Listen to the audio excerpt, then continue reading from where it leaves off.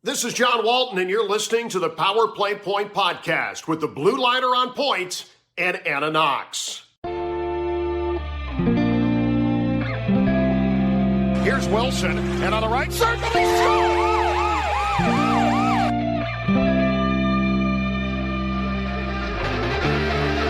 Rebound loose, wild scramble in front, score! Ovechkin with a buzzer beater! It'll count! And a hat trick tonight, number 21,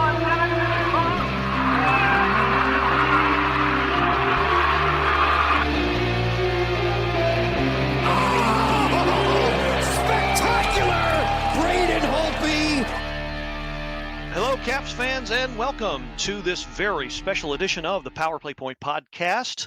This is your host, the Blue Liner on Point, talking to you wherever you be in the DMV, live to tape from downtown Glen Burnie, Maryland. And yeah, it's we've just concluded the 2023 National Hockey League Entry Draft, and this one was much anticipated, given the draft class and the Caps finish in the draft. And so I thought I would devote an episode solely to it, to kind of better explain what it is that we're getting. Usually don't do this, but I have a learned expert, very special guest on this particular episode to help us along in letting you Caps fans know what it is that we got. Most of you out there probably see the draft and say, oh, it's a bunch of 18-year-olds that probably won't see for a while. Well, again, this draft class is very special. I think going to see one or two players make an impact at least within the next one or two seasons coming up. So to help us along is, well, for one, is a familiar voice, and she's kind of running things in the background this time around. Cheryl Ann Forster, C4, how you doing? I'm doing good. How are you guys doing? Pretty good. Thanks for Good to be back, and I've learned a lot this. Yeah. This is actually the first year I've ever watched the entire NHL draft. Yeah, I didn't catch the second round, but I sat through the entire first round, and yeah, kind of some surprises there, but I definitely liked overall what the Caps did.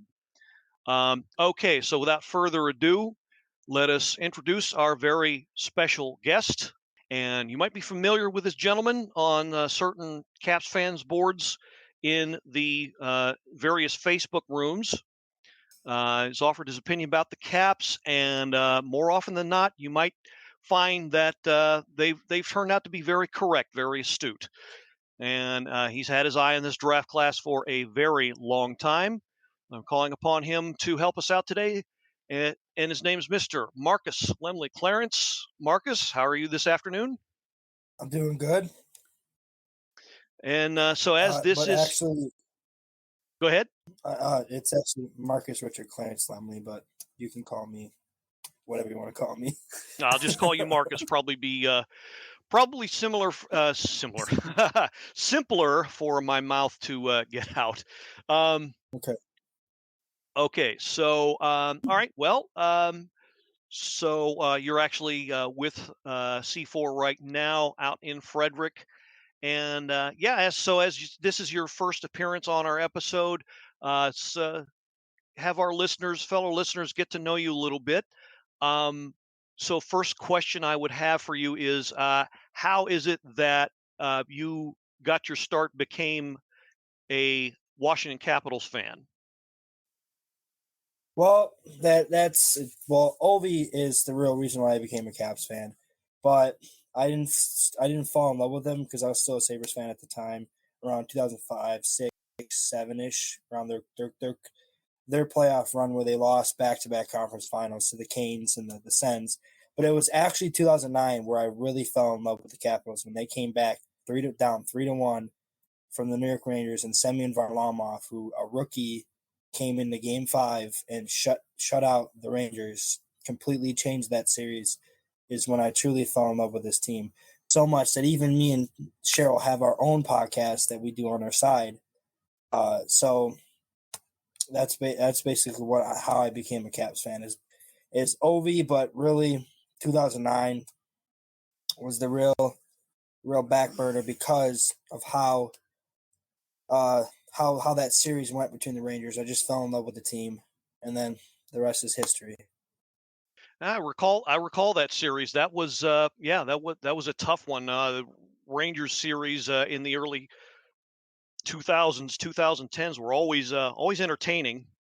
But that one in particular was that was very memorable. I recall that turnaround, the 3-1, just like you described, and I thought the Caps were starting to turn the corner, and lo and behold, the very next year they won the President's Cup, or President's Trophy rather, and which is not in and of itself as a good thing and a bad thing, but we won't go into that. So you mentioned having a podcast. How often do you guys record? Well, we started it last year during the playoffs. Was it during the? Yeah, it was right before the playoffs. Yeah, playoffs. And we've only been doing it for like the last year and a half. Yeah. We just finished season 2, but we were a little delayed because we were going to wait until we came down here to do it. Did we do it down here? No, we never did. No, we did it. We did it when you came to the house. That's before, right. Before we so we were gonna wait for her to come because I moved in with Cheryl because I'm doing my internship down here, which we can get to in a bit. But we waited until she came up to do the final episode, which we did. Next season we kind of I want to do something even better. Like I want to do it maybe even take it to YouTube and do a video chat type of podcast. To really grow it even more than just because right now it's on Spotify, but I want to grow it even more. Excellent. And I for one, I love podcasting. So any fellow Caps fans that have one, we certainly try to help them out, try to do whatever it is we can to promote them. So got a few of my friends who do that. Too numerous to mention right now, but what's the title of the podcast? It's Sacroom. Sacroom's off the Capitals off the chains or something along those lines. Well, Sacroom is my burner account on Facebook. I actually, if you've seen a couple times, the 2 of the 3 games I went to the Caps games in DC, I wore a wig and a mustache, and that is Sacroom. Yeah, I actually went to the Sabres game wearing it too. They've won all 3 times I wore it. So call it a superstition all you want. So we named it after the back burner of my Facebook account. So basically it's the Sacroom's Off the Chain or Sacroom's Capitals Off the Chain podcast. I'm going to send you the link. Okay. And definitely. And like I said, whatever we can do at this show to help promote that, we will certainly do. And the only requirement I would have is that every once in a blue moon or harvest moon or whatever cycle you believe in, that you do us a solid by having me or someone else on representing this show. Hint, hint. Absolutely. I was going to actually ask you if you want to next season. You want to come on as a guest? Oh, absolutely. I would love that. I would absolutely love that. And there's I prefer the independent podcast. There's a lot of good ones out there that are supportive. Japers, Rink, and Locked On. Those are run by some good people. But whatever I can do to help out the independent podcasts, those are not backed by any big budgets or anything like that. Definitely. So just let me know. So you mentioned an internship. Tell us about that. That, from what I know of you, you're headed towards a very interesting and hopefully lucrative career path. Talk about that with us. Yes, sports management is what I'm going for. Coaching is what I want to do. Basically, the reason why Cheryl likes to talk high about me knowing a lot of the draft stuff is because that is heavily what I'm going for towards sports management. I want to be a scout. I also want to be a general manager.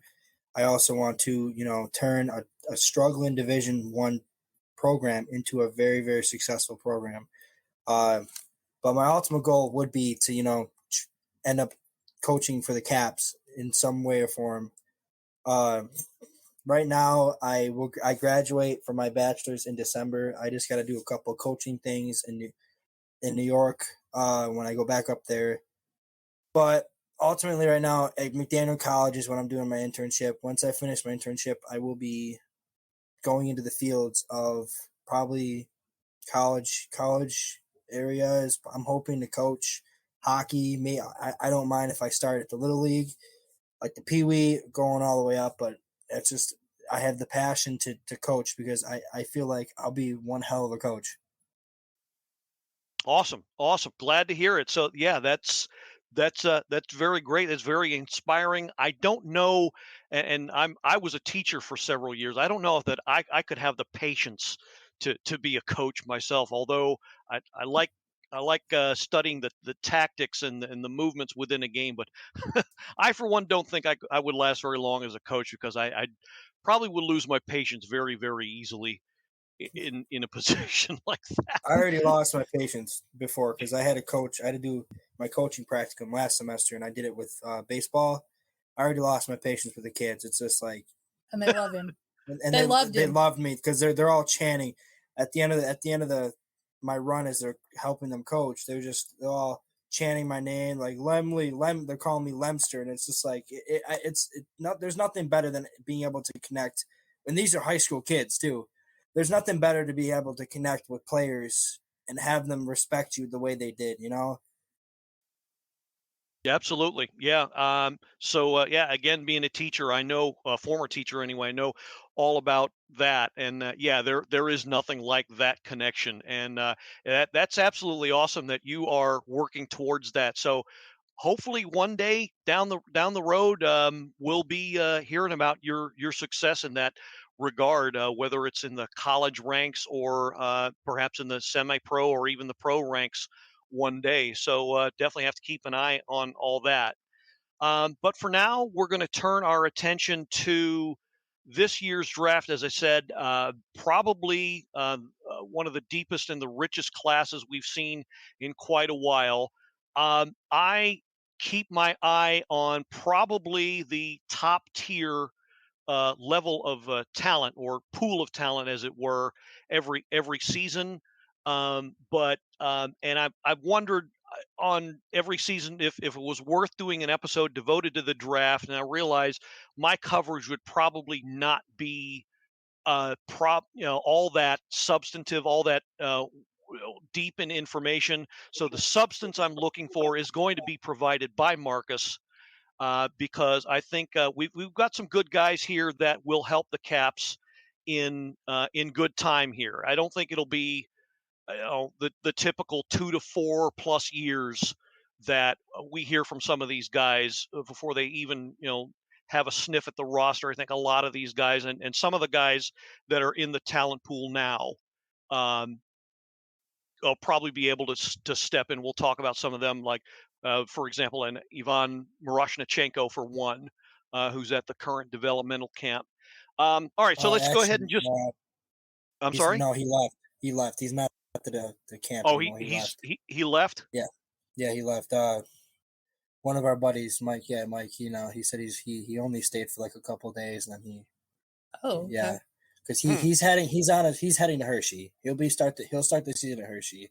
He already knows that. But here's the thing about Ivan. Before we get into it, this kid right here, once he gets called up to the Caps, he's not going back down. That's how good he is. He's not going back down. He has one hell of a shot. I mean, even a shot that could even rival Ovi's shot, and it's just like once he gets that call to the Caps, he's not going back down. You think it'll be this season? No, I honestly don't think it's going to be this year. I think the Caps they have too much relying on that top six being Ovi and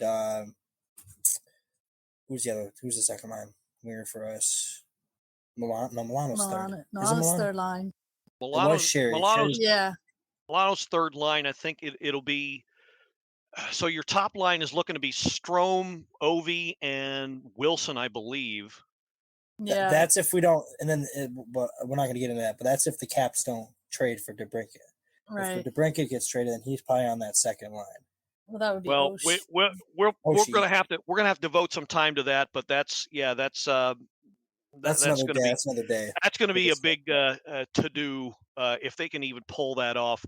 But yeah, let's yeah, It's that's possible, but it's Not probable. not probable. yeah.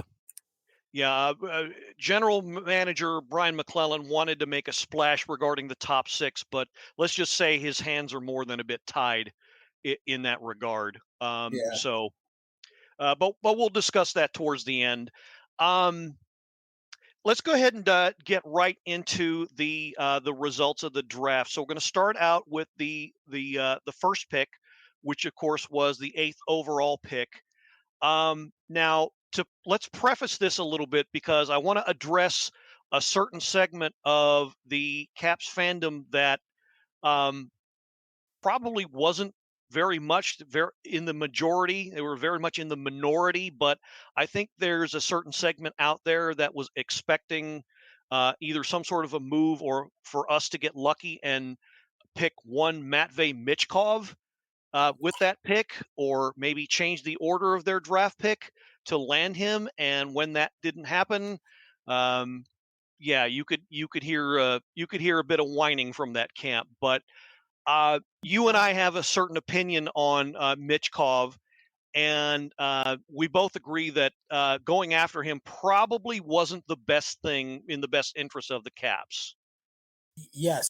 To add to further along that there was reports that one of the Caps scouts came out saying that he had an attitude problem, and that last year's World Juniors, the Caps' own prospect Miro and Michkov got into it, and they don't like each other. So I don't think that would have been a perfect fit. But the thing is, I'm not taking away Michkov's talent. I think he has the talent.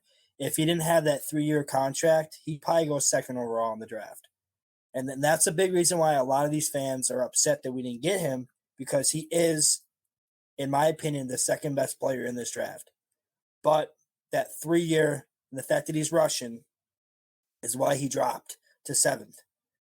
Yeah, and I'm with you, Marcus. Those two reasons, the not perceived but actual attitude problem that was documented, and the fact that at a minimum we would have to wait out his 3-year contract with the KHL, which we've already done, believe it or not, with a certain Evgeny Kuznetsov. And today it's debatable whether or not that was worth the wait. Some would say yes, some would say no. It's another discussion, another day. But he scored his first career goal against the LA Kings. So Yeah. and that was the year we missed the playoffs. That was the last time we missed the playoffs. Right. Yeah. But in any case, I'm very, very happy with the selection that they did make. Even though, like you said, Michkov's talents is not to be denied, but I don't think overall it would have been worth the wait. And I think that this player, who was Ryan Leonard from the U.S. National Development Program, is going to be very much whatever years we do end up waiting. I don't think that'll be very long. So quick, go ahead. I'm going to say right now here, the fans, there's some fans who said that Michkov could probably get out of his contract because Miro got out of his contract. Well, the thing is, the reason why Miro was able to get out of his contract is because he came back from cancer, and there was a loophole in his contract that allowed him to back out of his KHL contract. That's the reason why Miro was able to come over earlier. But Ryan Leonard, in my opinion, because he's going to Boston College, which is perfect, and a lot of people look over this. A lot of people look over these players going to college instead of going to the juniors, because they all think the juniors, because majority of these top players are getting drafted first overall from juniors or out overseas, is that the college program is very successful. Look what Cal McCarr, look at the Avs. Cal McCarr, I know you're not a big McCarr fan, but Cal McCarr, what he did for UMass, he not only he could have jumped after his freshman year to the NHL. He came back for his sophomore year, and then the following year jumped and he scored in his first game in the playoffs.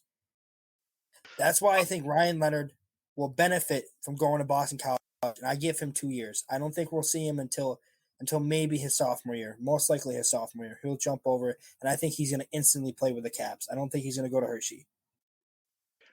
Boston College historically has been a great developmental program, and in a lot of aspects, I favor the U.S. college path of development versus Canadian junior or the European path because they're on par with Canadian junior, I think.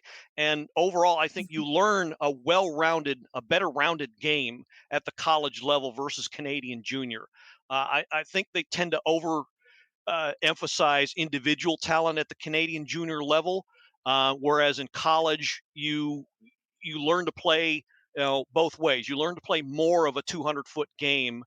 Plus, they have been learning the center ice game, as I call it, for many years. Center red line has been eliminated for icing for forever. That's built into their game. So you have players built on that mentality, use that path, the stretch pass, as you will, to utilize and open up the offense. So they're used to that. They know how to open up the game. So I couldn't be more excited as you are. Now, quick rundown of Leonard's basics. Elite Prospects had him at 5'11". Several publications had him at 5'11", anywhere from 5'11" to 6'1". It's safe to say he'll probably be at least 6 feet easy in skates. And right now he's billed at about 180, 190 pounds. So obviously he's got some bulking up to do, but I don't think size will be too much of a concern. He is part of the U.S. National Developmental Program, as I said. And the U.S. Junior Hockey League, USHL, represented the United States in the World Junior Championships this year. Had 17 points in 7 games there. So great performance. Yes, scored a key game-winning goal in one of their matches. He's a right-handed shooter, plays the right wing. And interesting fact, he happens to have the same birthday as my daughter. Go figure. And he's an Aquarius as well. And the thing that I like about him is that he plays what I call a playoff type of game. He plays with a lot of physicality, and the more intense, the more crucial the situation, that's where he tends to thrive. That's where you want him on the ice. And Marcus, as you mentioned, he's already scored a key goal in a important tournament, the World Junior Championships. So he knows already how to thrive in crucial situations. To add to that, one of the sports analysis during the draft said when it comes to the regular season, he's not much to talk about. But when playoffs come, he moves up in the board in the draft rankings because he is a playoff performer. And the thing about this, the fact that he's going to college, he has time to bulk up. I don't see when he hits that NHL ice, he's not going to look like what he looks now. And like I said, that's the biggest benefit when going to college than juniors. Juniors, you're playing against kids. College, you're playing against kids, but you're also playing against some of the most underrated kids that know that this might be it. They're playing in college. They don't expect to make it to the NHL, but they're still going to give it their all. They're fighters. They're gritty. So, you learn a lot more in the game of college, which is a lot frustrating why college isn't considered one of the top 3 developmentals to go through. But here's the thing. The 3 of the 10 picks are going to Boston College next year. Will Smith, Gabriel Perreault, and Ryan Leonard. So, look at that. I mean, and the Caps have finally learned that. They drafted Ryan Chesley last year, who's going to be a phenomenal defenseman for us. He looked phenomenal for them in his rookie season. Brent Johnson, a lot of people aren't talking about him, but he's going to be fantastic at Ohio State. He's going to have more minutes now instead of playing that depth role, and we might see a better version of him because the time that I saw him in North Dakota, he looked really good. He's a two-way defenseman, and he is someone I think we could have on the bottom 6. Absolutely. And you're right. The U.S. college program, I think sometimes doesn't get its props, but people tend to forget that a lot of great players went that path. The best example I can think of just off the top of my head, I'm sure there's others, is Paul Correa, who came out of Maine University. Of course, he was Canadian by birth, but you know, one of the great careers I can think of, cut short by injury, of course, but he went that path. He came out of Maine and, of course, did extremely well. So, yeah, I'm not sure why the U.S. college path does not get a lot of props in the long run, but it is at the very least, I'd like to say, on par with the Canadian junior development. In a lot of cases, superior to that. But yeah, I like Leonard, and I'll be honest, I don't care if he doesn't make too much of a dent, like you say, in the regular season scoring. I'm not looking for that. I am looking for someone who, when the playoffs come around, he will ramp up his game 110%, because frankly, I think that has been lacking with this team. Make whatever excuse you want, coaching, bad decisions, injuries. We just have not seen that one player that is able and willing to elevate his game to another level once the Stanley Cup becomes on the line. And I think Ryan Leonard will be that difference. Nobody's made this comparison, but one of the free agents on my wish list was Ryan O'Reilly, actually. And I see a tiny bit of that in his game. And I'm more than encouraged by that. So if we can get a measure of that when he finally does hit the lineup in probably 2 years, then this will be a very good investment as far as the draft capital. So did you have any other additional or final notes about Ryan Leonard, Marcus? Yeah, yes. This, like I said, I told you, I think a few weeks ago, I said, keep an eye on Ryan Leonard. Keep an eye on Ryan Leonard. This kid, a lot of Caps fans watch Mitch Koff, but I stated it multiple times, Ryan Leonard. I even told Mike Livingston. Yeah. I told him, I said, keep an eye on Ryan Leonard. Don't be shocked if he gets past Philadelphia, the Caps go up, they run up to that board and they draft him. Because this kid, and he is, and you were a little hesitant at first when I told you about him, because you thought his main position is a center. He's actually a right winger, but he can play center, which even makes him even more valuable, because you can now have him on the wing, and if your center gets thrown out, you throw him on the center and he can play. Right. So, and the face-off. But Ryan Leonard overall, I think this is an excellent pick. I think it's a very good first start towards retooling. I think we have the last 4 first-round picks. McMichael, Lapierre, Miro, and Leonard are going to be the future. I mean, look what McMichael did, and look what McMichael and Lapierre did during the playoff run for the Bears. I mean, McMichael is definitely going to be on the team next year. Lapierre needs another year in Hershey, but I could definitely see him towards the end of the season next year in DC playing. I mean, he scored his first career goal on his first shot. Yeah. And against the Rangers? I think so. Against the Rangers. So a Lapierre, like the thing about our draft picks the last 2 seasons before Ryan Leonard is we're a lot high risk, low or high reward. Well, it was a high risk, low reward. Like that. Where Lapierre is coming off concussions and Miro is coming off cancer. This is probably the first pick in a while that I can be excited about, because I know for a fact that he's healthy, he's ready to go, and this kid, when he comes to the NHL, he's going to be phenomenal. We didn't know about McMichael, because McMichael, he didn't have the monster season until after we drafted. Lapierre had concerns concerning his neck and his concussion problems. He's proved that not to be a problem. And Miro, we're still on the fritz with Miro. We don't know, but he has a hell of a shot. But Leonard overall, a lot of these Caps fans they don't upset that we didn't get Mitch Koff. Be excited, because Ryan Leonard, he's a player, man. This kid knows how to play hockey, and he is Tom Wilson 2.0 with little finesse with Oshie. Yeah. And that seems to be the consensus of those that are in the know, that he has probably those two out of all the Caps players on the roster. Now he combines both of those 2 players' games, and that's obviously not a bad thing at all. And you're right. You're both right. It was indeed the Rangers where LaPierre scored his first ever goal. Now, one last thing about Leonard. The thing that concerned me a bit was his size. But then, like you said, he will have time to fill out.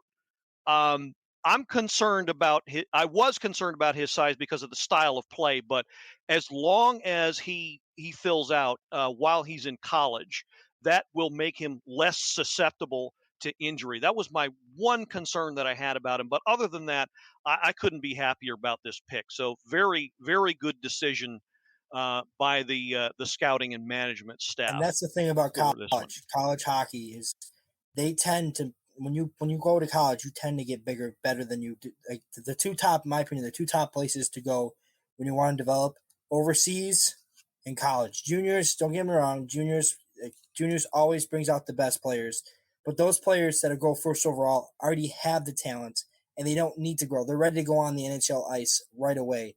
All right, so moving on to the second round. Okay, so this one has been described by, again, those of us who keep a stringent eye upon things like this. This selection has been described as the steal of the draft by many. Agree. I would say probably the second to third steal of the draft. There's 3 players on this draft list that we stole. This one being number 2. We'll get to the number 1 in a minute. In a little bit. This kid should have went first. So he should have went in the first round. He should have went late in the first round. The fact that he fell to us, it's just this kid. His size is a little. It's a little, but this kid has. But he's only 18. He's got some growing to do. One hell of a shot, though. This kid can score, and that's something we need. And he's a winger. That's our biggest gripe right now is wing. Center, we probably have. And that's a good thing to have. We have so much depth at center that we don't really need to get a center. And I don't think we drafted a center in the draft this year. No.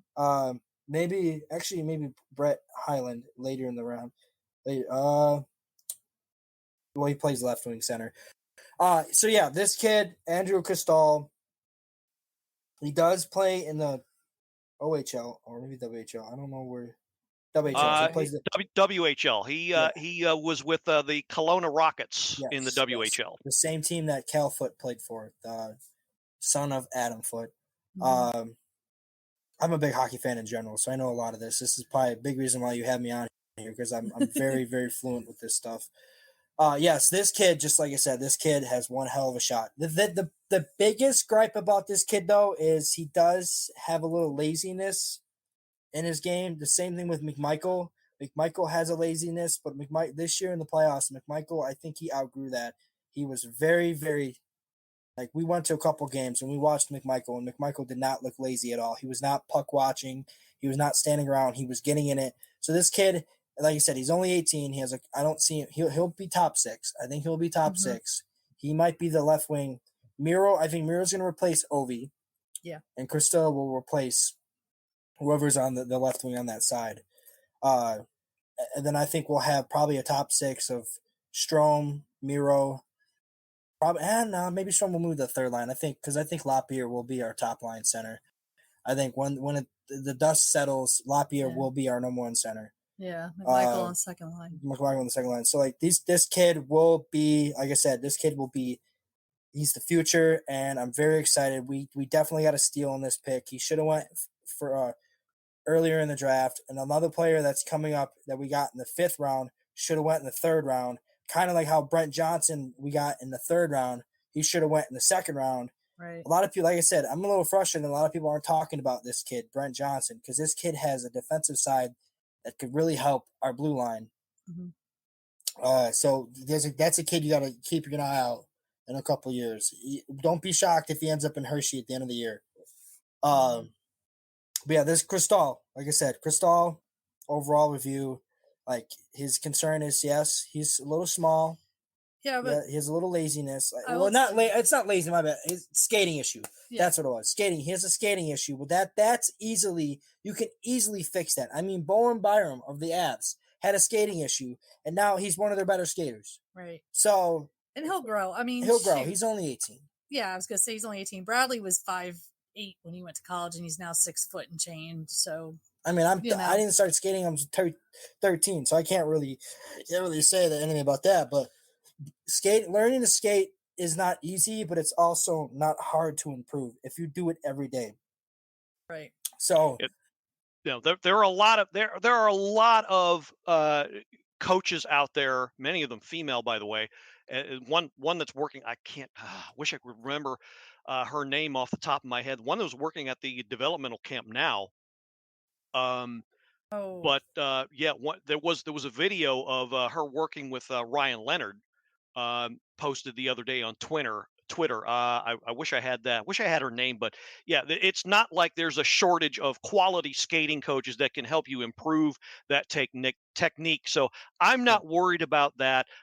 There are some players out there that have, made a career out of finding the net and not being great skaters. So I'm not too worried about that. I'm sure he will develop that in time.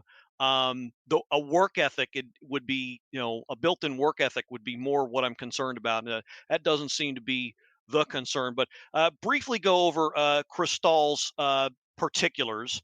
So he was actually ranked, I'm not sure if this is 15th overall or 15th out of North American skaters. But as you said, Marcus, this guy was earmarked to go in the first round, and for whatever reason, fell all the way to the Caps pick, which was the 40th overall. He's listed as being 5'10", about 175, so he is on the small side as of right now. Played for the Kelowna Rockets last year in the Western Hockey League, Canadian Junior. His stats there, 54 games played, 39 goals, 56 assists, 95 points, 50 penalty minutes. So a little bit of jam to his game. Can move the puck, obviously, has a pretty good shot, is the story on him. And I'm not going to waste much time in scratching my head and figuring out why this guy fell so far. Maybe they were concerned about his size, but I think this guy will add even more depth to what's going to be hopefully a very deep top 6 or top 9 even forward core for the Caps going in the future. I think, like I told you, like our center depth is going to be very good. I mean, we're going to lose Nick Dowd, I think, next year. I think Nick Dowd's contract ends next year. I think so, yeah. We did draft a center right away. Who was it? Patrick Thomas? Yeah. Yeah, Patrick. We'll get to him. Which we'll get to him next. He's the next pick. That one I'm probably not going to know really much about. Patrick Thomas I still think he's a good pick. But like I said, I think Nick Dowd, if I'm correct, Nick Dowd's contract does end next year. But we have a replacement in him and Riley Sutter. And I even told I told you that during the playoff run for the Bears. I said, Riley Sutter, he is going to be Nick Dowd's replacement. He's going to be the fourth line center. And we're set on center. So the winger is really, that's been our problem. Like even defensemen, we're set. I mean, we have Alexiev, we have Johansson, we have Arario, we have Chesley, we have Johnson. We just re-signed Faravari. So we're set on defensemen. And that's probably a big reason. I've seen some Caps fans whining that we didn't go defenseman in the draft when we really don't need a defenseman. I mean, we're set on D-men. Like I said, Arario, Johansson, we have Alexiev, we have – I honestly don't see – I think Edmondson will be a good pickup in the free agency that we got, but I don't think he's going to play top 6 minutes. I think Alexiev's going to beat him out. I think he's going to be that seventh defenseman that's there to just, be a mentor, be a veteran. And that's the reason why BM got him, because he doesn't expect him to play these minutes, because BM did say that we want to get younger. And I mean, some of these players like Pacioretty, Pacioretty will probably be the second, if he's healthy, he'll be the second line winger. Yeah. So yes, Kristall, but to add on to Kristall's work ethic, it says right here, Kristall adds the extra flash to every play. He beats defenders with head fakes, handling skills, slick edges before cutting inside or finding a teammate burst into the slot. He starts the play, builds them, and then puts the finish touches on them. He's an innovative playmaker, which is something we need. Yes. Capable of turning the mundane into the brilliant, breaking down opponents with feints and deception before sending perfectly weighted passes to his teammates to do the rest. So when I'm looking at that screams another Nicholas Backstrom. in my opinion. It just that screams Nicky all the way. So basically a guy that plays what I call a two-way offensive game, in that he can not only find those who can put it away, he can, on occasion, if he needs to, put it in the back of the net himself. Yes. And yeah, you can never have, well, you probably could have too many of that type of player, but you can never have that type of mindset, too much of that type of mindset, I think. So yes, I think, definitely a good pickup in the second round by the Caps. So another side note here, Nick Dowd, according to Cap Friendly, is signed through 2025. Oh, is he? Oh, okay. Okay. Year I after thought it was next. next year. I thought it was next year. Year after next is when he goes UFA. So He'll probably be gone. I honestly, if we do bad this year, he'll probably be gone this year. We'll probably end up trading him and getting a couple picks. I would not be surprised if he gets the Lars Eller treatment at the deadline this year. If like you say, the season tanks. So so far that's first and second pick. And so I'm going to move on to the third one, which was, as we've already mentioned, Patrick Thomas. He was selected. I think the Caps trade away their third round. No. Yes, they did. They traded away their third round pick. So he was actually the Caps' fourth round pick. Yeah. With 104 overall. So it's Patrick Thomas. For next year. No, we got a third round pick from the Avs for next year for Lars Eller. We actually got two of them, I think. We got a second and a third round pick from them. We traded our third round pick last year. Because we didn't have a fourth round pick. We traded our third round pick last year. This year's third round pick last year when we got we picked up who did we pick up? Right, but somebody traded that pick to us, and I'm trying to figure out the Jets. Yeah. The Jets. That's the Jets pick that we traded to the Seattle. That was in the Dillon deal, if I recall correctly. I think we had a second or third from them. Back. But in any case, so quick rundown about right. Okay. So quick rundown about Patrick Thomas. He played for the Hamilton Bulldogs in the Ontario Hockey League Canadian Junior last year. He is billed as a center by Elite Prospects. 6 foot, listed as 6 foot 172, left-handed shooter. Let's see. You know what? Sorry to backtrack a bit, but something we should have mentioned about Cristal. Also, like Ryan Leonard, he represented his country at the most recent World Junior Hockey Championship. So I think that's also worth a mention. You always want to mention somebody who participated in best on best at any level, and so he deserves his props there. Unlike the first two picks, though, Patrick Thomas did not. But his year in the OHL, 66 games played, 17 goals, 39 assists, 56 points, 19 penalty minutes, 6 points in 6 playoff games in the Memorial Cup Championship. That's the Canadian Junior Championship. I didn't find a whole lot other than that about this guy, and other than the fact that he's a center. This to me screams depth pick. I don't know that he's going to make it too far past maybe regular time with Hershey when he does crack the pro lineup. But other than that, I didn't see much on this guy. What are your notes on Patrick Thomas? Well, first of all, apparently Hamilton's changed their name to Brantford Bulldogs. Like I said, I told you earlier when this guy got drafted, I said I really don't have much on him. I mean, like you said, you said basically it all. But I mean, to add on to it, I mean, this kid, he's a depth player. If he cracks the lineup, it's going to be fourth line. But like I said, unless Riley Sutter really impresses, which he could. I mean, he had a really good season this year. Yeah. He finally got out of that injury bug, which really sucks because the other player that was really high and Cody Clark didn't, and we didn't qualify him, so he won't be coming back. But it depends. His development will depend on how well Riley Sutter does on the Caps. If Riley Sutter is just a guy that wants to play fourth line minutes and just grind, then I only see him on the wing. Or I see him probably a third line on Hershey. But if Riley Sutter really impresses and he finds his way to being a third line center, maybe on the wing, I could see Patrick Thomas cracking the lineup on the fourth line. Yeah. So, but just it all depends. Like I said, we are so deep and clustered in that jam. Like I don't know how you call that. A log jam. A log jam. Mm-hmm. And that center position.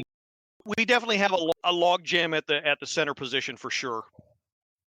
So, like I said, like there's only time will tell with this kid. I mean, he has potential to be a depth player. I'm not going to say he's going to come out and score 30 goals a game, but who knows? I mean, a lot of people didn't think JT Comfort was going to do much, and JT Comfort is just turned around and I think he scored almost 30 goals last year for the Avs. And now he signed a big contract with Detroit. So, and he was never even expected to be a top 6 guy, and he became a top 6 guy. So, who knows? It all depends how he develops. We'll see this year how he does. I mean, he did play in the playoffs during their run towards the Memorial Cup Finals where they lost to the Sea Dogs. I think it's St. John's Sea Dogs, who won the Memorial Cup last year. This year was won by the Quebec Ramparts. So it'll be interesting. Like I said, I'm not really too high in this pick. I'm also not too low in this pick. It's a depth pick. We'll see how he goes. This next pick I'm really excited about, though, and I'm really, really excited to talk about. Okay, so moving on to that next pick, it is Cameron Allen, defenseman. This was the Caps' 5th round pick, 136th overall. And so just to give his vitals, he was ranked 46th as far as skaters overall. In the midterm, he's ranked 29th, so he dropped a bit. Listed as 6 feet, 192, so already got some decent size to him. Played last year for the Guelph Storm in the Ontario Hockey League. His game stats there, 62 games played, 5-20-25, and 72 penalty minutes. He did represent Canada at the World Junior Championships, played 7 games for there, notched 4 assists, 4 penalty minutes there. So he also has experience in best-on-best situations. So, like you said, probably not much call for defensemen since for the shortened midterm anyway. I think we're filled out all the way down to the 8th and 9th position if you count the guys like you mentioned, Iorio and Johansson in Hershey. So, what are your notes on Cameron Allen? All right, so this kid, like I said, in my opinion, a lot of other Caps fans think Cristello is our top, biggest steal in the draft. No, this kid, he should have went 2nd to 3rd round. This kid, the fact that he fell, I honestly, this kid has potential to be a top 4 defenseman. He's that good. He's a mobile 2-way defenseman. He's consistently activating for the point at smart times, stick handling around defenders. Allen manages to time his closeout just right, lead with a stick, knock the puck away, and finish with a hit. Good anticipation of his teammates, executing one-time pass across seams, confident carrier on breakouts, delaying and evading forecheckers before taking the puck to the net himself. So he has a lot of potential right now here. He scored 4 points. In 7 games, he scored 4 points in the World Juniors. He was the captain. Here's another thing. He also won Rookie of the Year in the OHL his first season. So there's a lot of potential there. I mean, he's not a goal scorer, but he can put the puck in the back of the net. In my opinion, what I think that really jumped out to me, and the reason why I said this is probably our best steal of the draft, is that he's a 2-way defenseman. And if you're going to be top 4, you need to have at least one 2-way defenseman. And I don't think we have that. I mean, don't get me wrong. Sandin is good. Ferravari is good. Carlson's good. Jensen's more of a stay-at-home defenseman. Mm-hmm. He's not 2-way. He can put the puck in the net if he wants to, but he's not mainly a guy that puts the puck in the net. Sandin is more an offensive defenseman. Ferravari is more offensive. No. He's more of a stay-at-home defenseman. He's more stay home. Carlson, we don't even want to talk about Carlson because all Carlson does is either score or he ends up being on the ice when we get scored on. So, but that's not. I mean, that's not the hard on him. I mean, when he retires, I hope his jersey, or he ends up retiring as a Capital because what he's done for this franchise. I mean, not only did he win a Calder Cup, 2 Calder Cups. Yeah. Nothing won one. Yeah, he was with the one of the year in 2010. He was a rookie. Yeah. No. He won it in 2009 because then he was on the Caps in 2010 because he was a rookie for the Caps. Right. And we lost to the Canadians because they were talking about it. So, but like I said, this kid has potential. Like I said, you need a two-way defenseman on that top 4 if you're going to be successful and to go far in the playoffs. Right now, I don't think we have that. But with this kid, like I said, there's 2 other guys in our prospect pool that he has to beat out, and one of them is going to be with the team next year. Maybe in Hershey, but I can see him starting in Washington towards the end of the year and playing a couple minutes and then going to Hershey, and that is Ryan Chesley. And Ryan Chesley is hands down our best defenseman prospect. But no offense, I know you're big on Vincent Arario, but I think Ryan Chesley is better than Arario. I think Arario, he's an excellent player, and I'm excited for him, but he is mainly offense. Ryan Chesley is defense and offense. He's a two-way defenseman, and he was our steal last year in the draft. The fact that we got him in the second round, he should have went first round. So, but with Cameron Allen, I'm very excited about this kid because the other reason why I'm really excited is because a lot of the scouts said he should have went earlier in the draft, and they said instantly this kid is a steal. So Allen is a two-way defenseman, and that's exactly what we need. I mean, but you know how we are. We love our offensive defensemen. We love drafting Dmitry Orlov, John Carlson, Well, hopefully Mike Carly Green changes that a little bit. Mike Green. Now trading for Rasmus Sandin. So, and Vincent Arario. So we love our offensive defensemen. But this pick right here screams we want a two-way player that can score but also can defend. So I as far as defensemen go, I have always prized, and it's probably too easy to say, but someone who plays a game that is similar to, say, a Nicholas Lidstrom. Again, very, very rare commodity, but maybe someone who won't light up the score sheet per se. Maybe someone who won't even get too many as far as the hit column, but someone who's quietly effective in shutting down an offense and who you can count on to at least move the puck when you are exiting your own zone. And there's been definitely a lacking in that. We saw that when John Carlson went down to injury. But I think that game has been all but missing from the Caps team for quite some time now. In the mid levels of the defense corps anyway. So that's encouraging to hear that Allen does seem to have that game that, he doesn't seem to be a guy that's prone to turnovers is what I'm hearing. And I really think that we need more of that going forward on the defense. All right. Yeah. Sorry, I thought the mic was off because it wasn't speaking. Yeah, that Allen, that's the only reason why I'm very high on him. He doesn't. That's been our biggest problem on the blue line is that we cough the puck up at the wrong time, and it's even said in his description. He's smart. He when he joins the rush, he makes sure he has enough time to get back. He doesn't put himself in a bad position. John Carlson. In a bad position.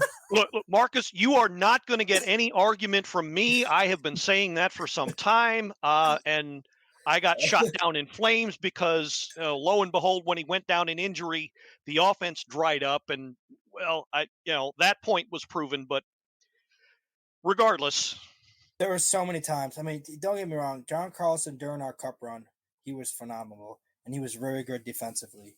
I just think once he got that contract, he just decided. And here's the big thing. I was telling my buddy Trent, we think since they won the cup, they just don't care. I mean, honestly, they just that fire they had before winning the cup is no longer there. I mean, it's proven. We haven't made it on the first round since we won the Stanley Cup. Mm-mm. And I don't know how much it has to do with coaching. I was not a big fan of Todd Reirden. The guy I wanted, I don't think anybody was. the guy I wanted is now the head coach of the Islanders, and look what he did his first year. The Islanders should have never made the playoffs, and he got them in the playoffs, and they snuck in, and they took it to the Canes. Yes, they lost it. Was it 5? Yeah. No, I think it was 6. They lost in 6. They lost in 6, but the things he did. I mean, it's just we never I'm in agreement with people saying we never should have let Barry Trotz go, because if I think Barry Trotz would have came back in 2019, I think we would have repeated. I think, and that's saying something, because we still had a Stanley Cup winning team. It's just Todd Reirden had no idea what the hell he was doing. So I'm very excited about Spencer, even though at first I wasn't, but now that I see his criteria, I'm very excited because he brings something we haven't had since Barry Trotz, a coach that knows what the hell he's doing. I was high on Peter Laviolette because of his experience and the fact that he took 3 franchises to the Stanley Cup final, but he has a mentality that he needs, that he's like John Tortorella and Mike Babcock. He has to play, and Daryl Sutter. He has to play the veterans over the younglings. And that's, in my opinion, he almost ruined McMichael. Oh, agreed. How do you argument. How do you let a player say, we're going to play you more minutes, and then sit his ass in the press box? He did almost the same thing with Protus. Like, Alexiev. you and honestly, that's a big reason. That might be a big reason why Kuznetsov just decided to stop caring. Did he lose respect? Did he not want to play for Laviolette? I think that's a large part. And Gil did tell me. Gil told me, said, well, he's willing to give Kuznetsov a chance. But here's the thing. We get to it towards the end of the podcast.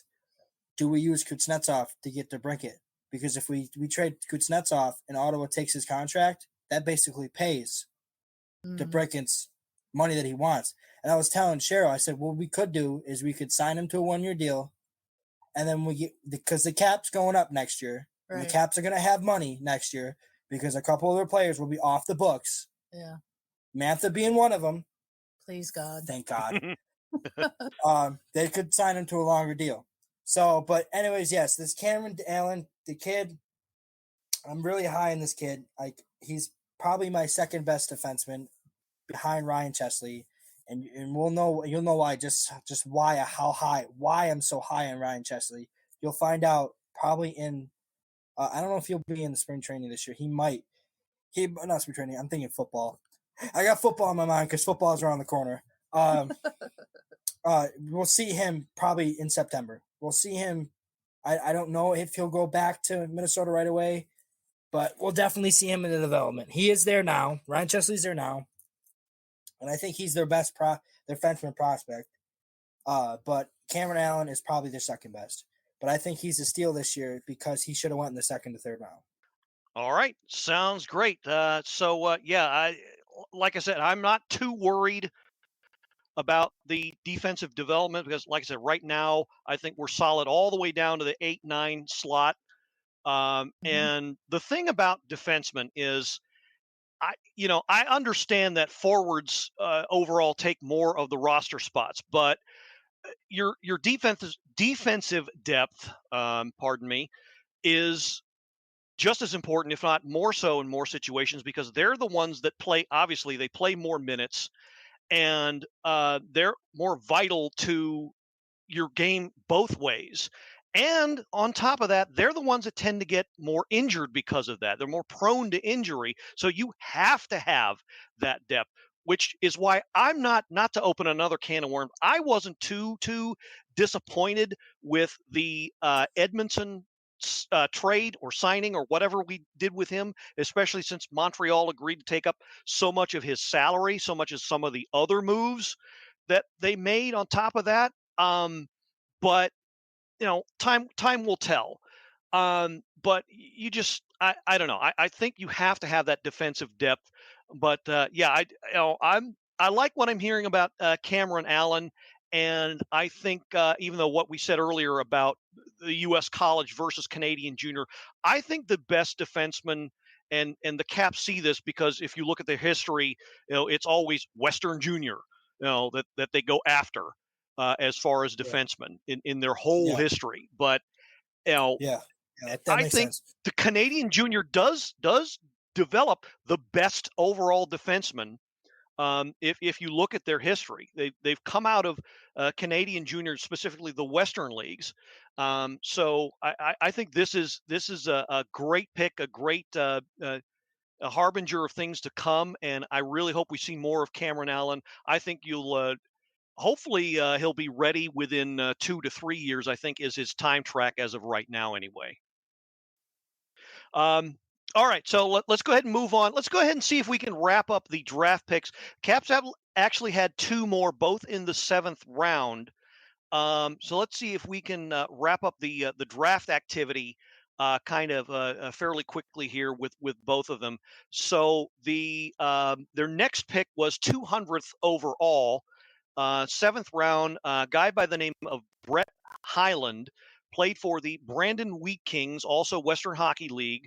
So his basics, left wing / center is his position according to EliteProspects.com. Let's see, out of Edmonton, Alberta. So he's 5'11", 187. Let's see. So he was with the Brandon Wheat Kings. Okay, so you're saying he's a late bloomer. His stats last year, 26, 21, 47 with 54 penalty minutes in 42 games. So what do you know of Brandon? So Brett, rather. Brett Hyland. Yeah, Brett is he plays for Brandon, so it's okay. He is a late bloomer. He's kind of has that Brett Leeson vibes. But well, hold on. What do you mean by that exactly? Well, Brett Leeson, what I mean, like he's drafted late, like he's a later age when he's drafting, so he's like a later bloomer, so he gets drafted later. And Brett Leeson he got drafted the same age as Brett Leeson. Brett Leeson was 20 when we drafted him. He was a little older than some of the players in the draft. But he does have, like, Brett Leeson has an offensive side that we never got to see because of his injuries, and he just never panned out. But that's why. We never got to see any of that because of his behavior, as I recall. That's the reason. That's the reason I asked you about that comparison, was because. Oh no, not the behavior. I never like that's one aspect I didn't even realize. I never knew he had a behavior. Yeah, problem. no, it was a controversy about a Twitter post or Instagram post that he did that was derogatory towards I think it was either women or African Americans or something like that, and Caps immediately terminated his contract. No, I thought we traded him. Well, I'm pretty sure they terminated his. I don't know if they traded him, but not long after that incident, he was gone. Yeah, he's at that's the reason why. Yeah, current team is the Ducks. No, we traded him. I don't know if that's the same guy. I don't. Oh, you know what? You know what? You're right. I think I may have him confused with somebody else. Now that I think about it. Yeah, because I was saying Brett Leeson's the guy we drafted out of. He was had out of the 3rd round in 2020. 56th overall in 2019. No, you're right. I'm thinking of somebody else. I don't know what. Yeah, Brett Leeson. Very high on him. Yeah, and then he was. We were forced to put him on waivers along with Axel Janssen-Fjällby, and they both got picked up. Yes, and in the same week, and the Ducks picked him up. Right. He in my opinion, he's one of those players that just fell into the category of ruined by Peter Laviolette. Yeah. Because he refused to play players like him. And Leeson looked good. He looked good down the stretches of games early in that season 2 years ago when we had those injuries and the kids were playing and we were playing very well. Yeah, he was one of those players that were playing very well. Him and Beck Malestein were one of the 2 players. Malestein's going to be hell of a. He's going to be. Oh God, I can't wait to see him. Malestein, I think, will form part of the core of that, a renewed core of that 4th line starting this year. I can't wait. Now that Hathaway is gone, probably Joe Snively. Oh my God, yes. I'm telling you now that 4th line is going to be Snively, Sutter, and Malestein. I'm calling it right now. Yes, that's going to be the 4th line. Don't get me wrong. I think Snively has potential to be a top 6 forward. I just don't think with the players we drafted, I think they're better than him. Yeah. And I think he'll be a fourth line player, but he'll score, and he'll be a fourth line goal scorer. And he may fill in from time to time in the top 3, but he'll be on the power play. I guarantee he will be on the power play. He Snively should. has one hell of a shot. He should be on the power play. Okay, so that wraps up Brett Hyland, and the final pick, which was chosen 6 selections later, Antoine Keller, the lone goalie selection of the Caps, and kind of surprising that they took a goalie so late. But then again, look where Braden Holtby was drafted when he was drafted. I mean, but there were so many goalies in this draft that I really wanted, and I got yelled at for it. I said, well, we really don't have a goalie for the future. I mean, we don't. We have Clay Stevenson, but he's already 23. He's already 23. We do not. And the thing with goaltenders, Stevenson is not. He's not. Well, Stevenson will probably be should be in Hershey this year. I think Hunter Shepard's trajectory went way up after the Calder Cup. I think between you and me, I think Sutter had a hell of a playoffs, but between you and me, I think Hunter Shepard is the one that saved their bacon as far as he did. Absolutely. In that series against Rochester, that game 2 and game 5, or was it game 2 and game 6? Game 5 too. Shepard. Yeah. Shepard, we were at the game. Shepard made some, and even in game 7, game 7 alone against Coachella. If Shepard doesn't make that save on that breakaway shorthanded goal, Coachella wins 3-0. Oh yeah. Because Hershey had no momentum. Coachella had complete control of that game, but then Hunter Shepard makes that save. McMichael, the very next power play, finds the back of the net. Hendrix Lapierre tips it, ties the game up, even Steven. And now Coachella's on their heels. And eventually Hershey dominated that third period. Yeah, it wasn't even close. And Zach, even the announcer for the Bears, even stated, he said, this feels like they're back in Hershey. In game 7 in that third period, it feels like they're back in Hershey. They're full control. They're dominating, and they took that in the overtime, and they won it. Yeah. So Hunter Shepard will be, in my opinion, if Lindgren falters, or Kemper, honestly, Kemper could falter too, but the contract's too big for him to be on the bench. So yeah. Well, that's the biggest. That's another discussion for another day. That's the biggest problem. That's the biggest problem we have. No, I'm not. That's right. So yeah, we love some of our listeners love goalie controversy. So not to stoke yet another one, but yeah, I can see that if Charlie Lindgren especially does not turn out to be the bargain that everybody seems to think he is, then yeah, I can easily see Hunter Shepard filling in that role. I don't think I think he deserves better than a third guy.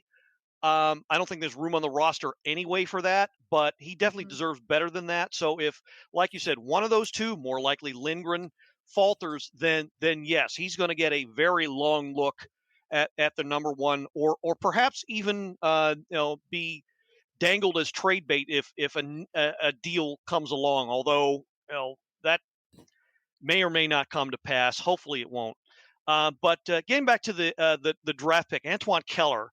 So he is French by nationality, born in Dijon.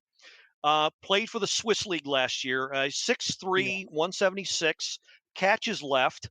And let's see. As I said, he was with. So he represented France in the World Junior Championships last year. Plays in the Swiss League, the Swiss National League for Genève Servette.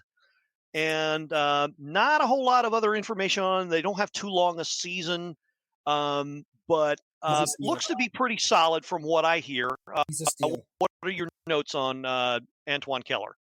I told you there was 3 steals. You think he has a potential to crack a pro lineup from where he is? Yeah, I think he has potential. I mean, a lot of I follow another Caps other people that talk about Caps podcasts on YouTube. These guys were talking about how after the draft, and on Twitter, they were even talking about Twitter. Some of these sports analysts asked some of the Caps scouts, and they came back with a smile when they drafted this kid. This kid has yet to post numbers below 900. Yes, he's played. How old is he? 18. So not to break, but for if you're not sure what we're talking about, that save percentage. Save percentage. So 900's considered 900's considered okay. 910's considered good. 915 or higher, you're starting to get towards the elite. Yeah, which is the reason why I was so big and on for comparison, this year's I'm pretty sure he won the Vezina. Linus Ullmark had a 936 for this year. Should have been Sorokin. I'm not to get in any argument. I think Sorokin don't get me wrong, Ullmark had a great season, but Sorokin was the reason why the Islanders made the playoffs. Agreed. And if it wasn't for the Bruins having such a monster season, I think Sorokin would have won it. I mean, but here's what I'm going to tell you now. This, even though we drafted a goalie this year, don't be shocked if our first pick next year is a goaltender, because that's the next thing we got to worry about. We have to have that top goaltending prospect. I mean, we had Sammy, but I honestly, in my goddess all opinion, we called him up too soon. I mean, we should have let him be in, and that's not on Sammy's fault. That's not Samsonov's fault. In my opinion, that's on Brian McClellan's fault. He looked at Hopi and he panicked. He saw Hopi had 1 year left on his contract and he panicked. He hit the panic button and called Samsonov up. Yes, Sammy had a monster rookie season. He broke records. He's the only goaltender to win his first 9 road games. It's never been done. But it was still too soon. And a lot of people, he struggled when he went to Hershey. But down the stretch, and once he changed his number to 30, he dominated in that. And that's probably another reason why BM looked at him and said, well, let's call him up. Let's see what we got. I honestly think they should have just let Copley be the backup for Hopi. And then when Hopi left, you bring up Samsonov to be the starter as a rookie, and then you go from there.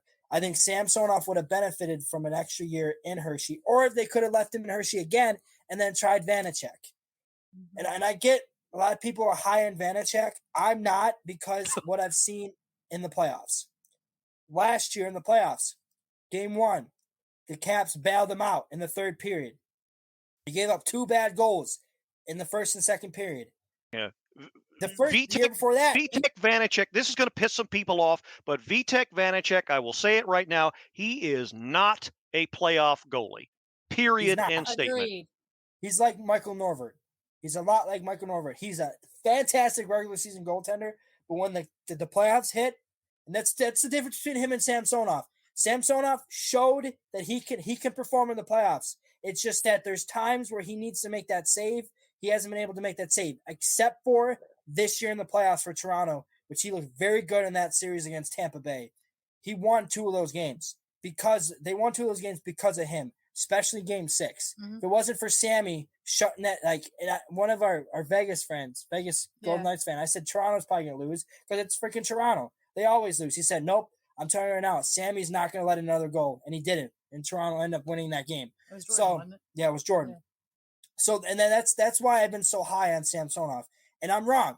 He's not an all franchise goaltender. I get that. But he still has potential to be elite. Compared to where Vanacek, he doesn't. Vanacek is a solid goaltender. I'm not trying to hate on him. It's just when playoffs come, he's not there. He's lost the net 3 years in a row. 3 years in a row, he lost the net to a guy that hasn't even played in the playoffs. I get very emotional when it comes to this. Yes, he does. Again, no argument here. Look, if I can write a book on the guy and see, tell all the world his tendencies and figure that out, it cannot be that hard to figure out. Shoot high. High. That's all you have to do. Yeah. Look, if you doubt me, look at the replays of most of the goals, probably 75% of the goals, the really bad goals he gives up. You'll see a commonality. Trust me. And Sammy didn't have it. Sammy wasn't perfect either. Sammy had problems here too. I mean, he couldn't hold on to his stick. I mean, and he had the attitude problem off the ice, but he fixed that in Toronto, and he was able to hold his stick in Toronto, and he looked really good for Toronto this year. Yeah. I mean, he had much better coaching in Toronto for yeah, that's the big problem. He also had a much better defense in front of him. Well, I would argue that, but I think, and I think this is where Marcus and I were both going to head with this argument is, the coaching environment is in Toronto as far as the goalies, much better better than what exists now. If How you many doubt times me, did I say it? Could you imagine if Mitch Korn coached Samsonov? Yeah. How many times did you and I have this discussion last year, Gil, about Sammy? Many times. If he had the proper coaching and the proper defense, boom, right? And Laviolette didn't help matters by not picking they had two. Well, they had two quality, and this, look, we just drafted a goalie that has some potential to learn at least. I don't know if he's going to. I don't know if Keller. I hope I'm pronouncing his name. Kelly. Who knows? Who knows? Keller could be the next Lundqvist. He could be the next, Ollie the goalie. We don't know. It doesn't matter. Like goaltending, in my opinion, is probably the most unknown, because you can Matt Murray was drafted in the 6th round. He won 2 Stanley Cups, and he was a thorn in our fucking pain in our ass. Yeah, he was the reason why they beat us in 2016. We just could not beat him. We just could not beat him. And he went in the 6th round. Yeah. Holtby went in this. Where did Holtby go? In the 6th round? Holtby, I'm sure, was well, he was definitely late. I want to say he was 4th round, but something's telling me he was actually 7th round. But he was definitely a late pick. I got it. So but I'm saying, like I said, don't be surprised if our first pick next year is goaltending, because if we draft a goaltender next year and with our first pick, that lines up to where Kemper's contract ends, and that kid can be ready. He was drafted 2008 in the 4th round, number 9. 4th round. So 4th round. Okay. I mean, 4th round. Lundqvist. I think Lundqvist went undrafted. So Tim Thomas went undrafted. Tim Thomas won a Stanley Cup. Ryan Miller. These guys that are very good. Patrick Waugh. Yeah. Dominic Hasek. What I think in the 5th round in Chicago. Yeah, I think you're right. So, these goaltenders are they're very, very hard to critique. And I mean, yes, these Spencer Knight's going to be phenomenal. Igor was, I think, I don't even think Igor or Ilya Sorokin were. Yeah, so I don't even think he was drafted in the 1st round. I think he was in the 3rd round. I know Sorokin. I think Sorokin was undrafted. I don't even think he was drafted. What is Igor Shesterkin? There he is. Nope, he was drafted in the 3rd round. Sorokin was drafted in the 3rd round. Hold on, I got Igor here. Igor was drafted. Shit. I just had it. Hold on. The 4th round. 4th round. So look at that. Two of probably the 2 best goalies in the division, and Sorokin and Shesterkin went 3rd and 4th. So I might retract what I said. Don't be shocked if we draft a goalie next year early in the. I'll say this. Don't be shocked if we draft a goalie early. I honestly think that's our next move. I really do. I think we're set on forwards. That's why we drafted mainly forward this year. We drafted mainly defensemen. I would say probably the last 2 years. We drafted a lot of defensemen the last 2 years. So don't be shocked if we go goalie next year. I think there's a couple good goalie prospects. Let me look it up right now. I think there's going to be a couple good goalie prospects coming out next year. But they say, like they said, the last top goalie I think was Jesper Wallstedt. This year the draft wasn't really good, but I mean there's a lot of goalies in the draft that could be steals, which is why I'm high in the Keller pick. Kasper Ruud. But there wasn't any goalies draft until Kasper Ruud. 4th round, I think, was the first goal. No, I think it was 3rd round.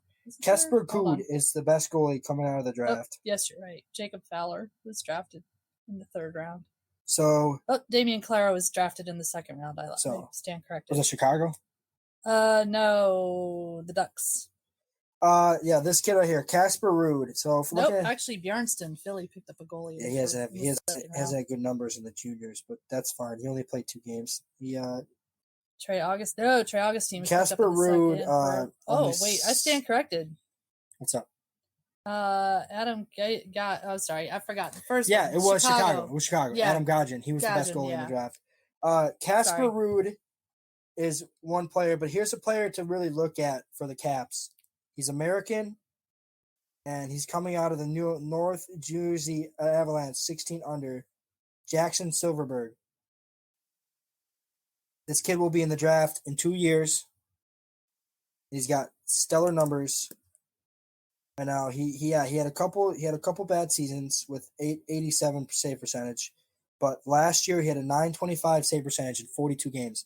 So in the games that he played more than 11 games, he has a save percentage over 920. So this kid, look out for this kid. This could be someone that the Caps could end up drafting and could be their next franchise goalie. And a lot of people, I got crap for this. I got crap for saying this in one of the fan groups. I think it was the Washington Capitals fan group. I said, well, we need a goalie. It's like, well, we don't need a goalie. We have Clay Stevenson. I have to explain. This is why I'm going for this stuff. I'm in this stuff. He's like, well, you're not in there. You don't know what you're doing. I said, listen, sports management is my major. I understand this. Okay. When you're a goaltender, if you're past 23 and you're not in the NHL already, you're not going to be a caliber starter. Only in the blue moon, like Tim Thomas, will you ever see a starter past 30?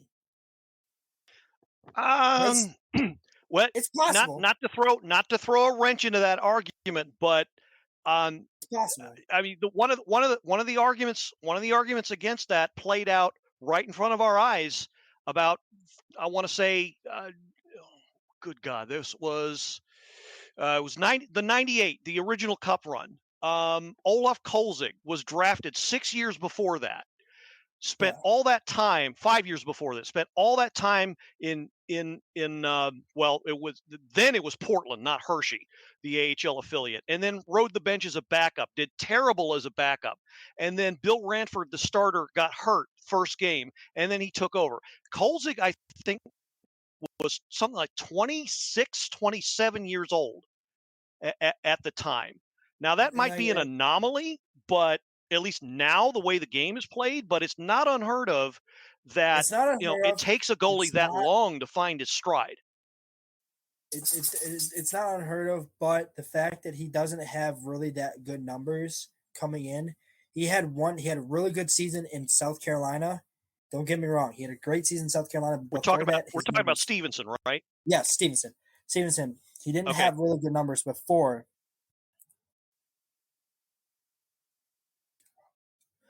Sorry, the dog needs.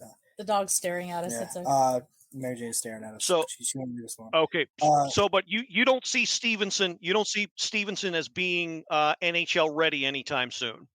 No, I honestly think he'll play 2 more years in Hershey, and then he might be a backup.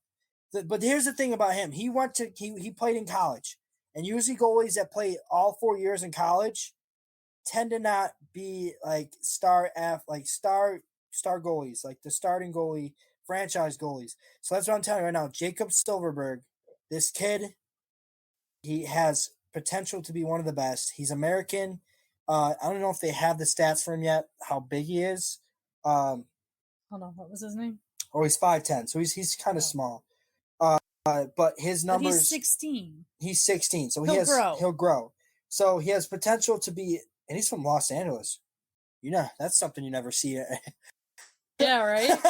He's from Los Angeles. This kid, honestly, Jackson. Not Jacob. I'm thinking Anaheim, California. Jackson Silverberg. Keep an eye out on him, because we don't know where the Caps are going to be in a couple of years when he comes in the draft. We don't know if they're going to have another top 10 pick next year, or which I highly doubt they will. I think they won't.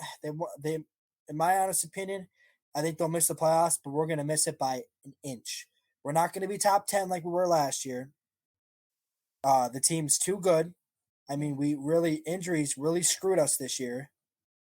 I think we still have enough to make the playoffs. I think window is gone. I think it closed, done.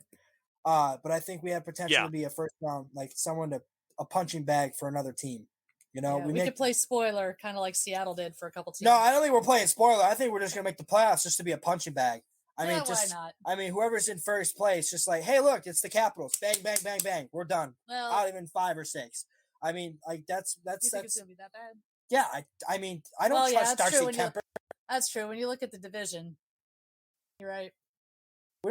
Division. Yeah, No, but we don't. I think. Unlike I think Oh, I think we're getting a little too far ahead of ourselves here because it's. I don't think. I don't think I think the off-season moves by everybody have just begun. I think there's a lot more to go. Yeah, As that's far true. I'm talking about the whole league, not just the Caps. The whole league has has more to do. We still have the so Brinkett, Carlson trades to happen. Right. So let's before we get into that, let's go ahead and kind of wrap up the draft. And the sound of that horn means that we have run out of time. No, this is not Regis Philbin. This is the Blue Liner on point. Jumping in here, we actually had a pretty good time, as you could probably see and hear, making this particular episode. We ran on actually a good 2 hours plus worth, so we got that much content. So I've decided to go ahead and do a kind of a part 1 and part 2. So as it is this evening, July the 5th, hope to actually publish part 1 later on this evening. Oh, by the way, happy 247th birthday, America. Thanks very much for tuning in wherever you are. So, yeah, like I said, going to do part 1 this evening, post part 2 later on in the week. Stay tuned. We're going to have our free agent episode coverage next week with a very special guest as well. So for now, Jeff and Joe, take us out. This has been another episode of the Power Play Point Podcast. All episodes are available from Apple Podcasts, the Podbean app, blueliner77.podbean.com, and now available from Stitcher. Music by Joe McAllister, voiceover by Jeffrey Conkle.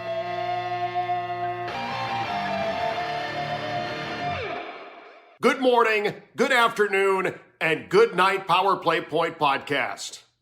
Thanks for listening.